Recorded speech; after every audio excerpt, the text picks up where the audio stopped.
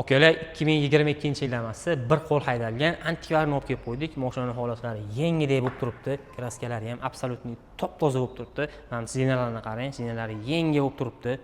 Salon holatlari в общем idealniy akalar. Bitta chizig'i ham yo'q, patologlargacha oppoq bo'lib turibdi akalar. O'zini halol yurgan probiga 55 ming kilometr bo'libdi.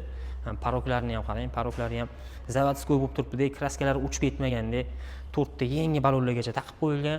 Mashinaning holati aytganimdek yangi bo'lib turibdi. Podkrennilarni ko'ring, podkrennilari ham zo'r bo'lib turibdi. Bagaj holatlari ham tinov bo'lib turibdi, ham qarang. Qo'llari zavod bo'lib turibdi. Kraskasi o'chgan, treshina bo'lgan joylari yo'q.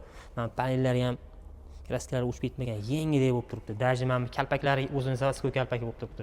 Aytganimdek akalar, salon holati в общем idealniy holatda bo'lib turibdi. Bu mashinani xohlasa kim olsa ham mazza qilib baraka topib haydaydi. Oynalarigacha даже tonirovka qilinmagan, zavodskoy holatda haydalgan. Mashinaning salon qismida ham, kuzov qismida ham ko'ngilli xira qiladigan joylari yo'q. Mana krishkalarini qarang.